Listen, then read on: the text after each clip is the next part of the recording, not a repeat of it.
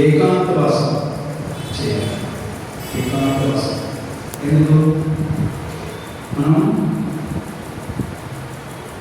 పరివారంలో ఉండేటప్పుడు ఎన్నో సమస్యలు, కొడుకు కూతురు కోడలు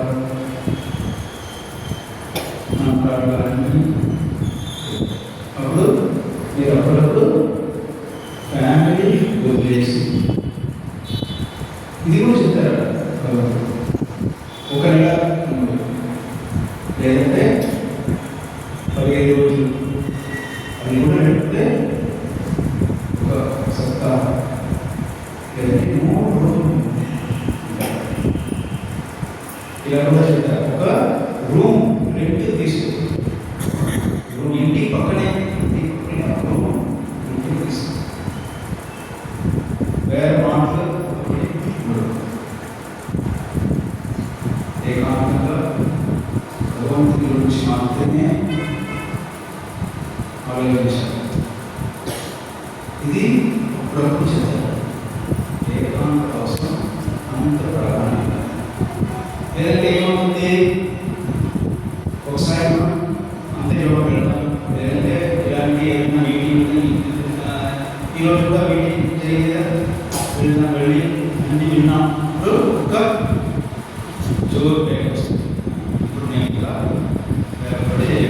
గుడిపోతాను, డైలీ గుడిపోతాను.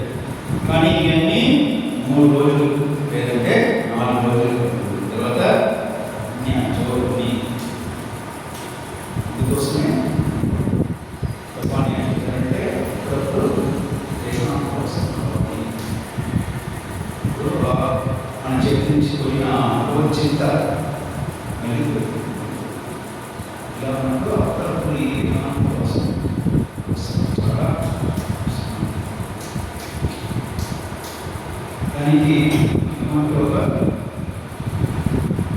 ఉదాహరణ ప్రశ్న ఏమని,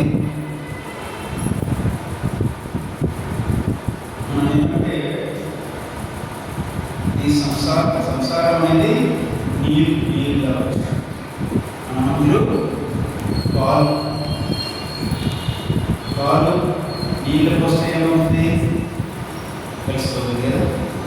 ఇప్పుడు మనం ఈ సంసారంలో వస్తే ప్రిపరేషన్ లేకపోతే అయ్యా మన పిల్లలుంటే మనం దానికి ఏం చేయాలి, ఈ పాలు వెన్న దానికి ఏం చేయాలి, పాలని ఫస్ట్ మనం పాలు చెట్టి పెరుగు లేదా ఆ పెరుగుని తర్వాత ఒక చోట పెట్టాలి, నో డిస్టర్బెన్స్. పెరుగు అక్కడనే ఉండాలి. ఎప్పుడప్పుడు తీసి చూడాలి, అయిందా అని చూస్తే అలా ఒక చోటలో ఆ పెరుగు ఉంటుంది. అలాగే మనం ఒక చోటలో ఒక డిస్టర్బెన్స్ లేకుండా, మొబైల్ లేకుండా, న్యూస్ పేపర్ లేకుండా ఇలా ఉంటే అప్పుడు పెరుగు వస్తుంది. తర్వాత ఆ పెరుగు ఎత్తి మనం చిలకాలంటే ఏమిటి, అదే ధ్యానం. అదే ధ్యానం.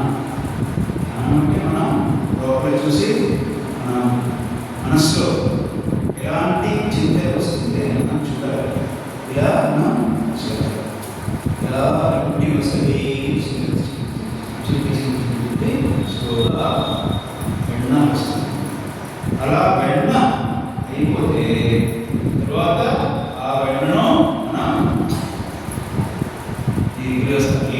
ఈ సంసారంలో అప్పుడు పెట్టవచ్చు. అందువరకు మనకి జాగ్రత్తగా ఉండాలి. అందుకే ఆయన చెప్తారు, చిన్న కోతులు చెట్లు, చిన్న చెట్లు ఒక మంచి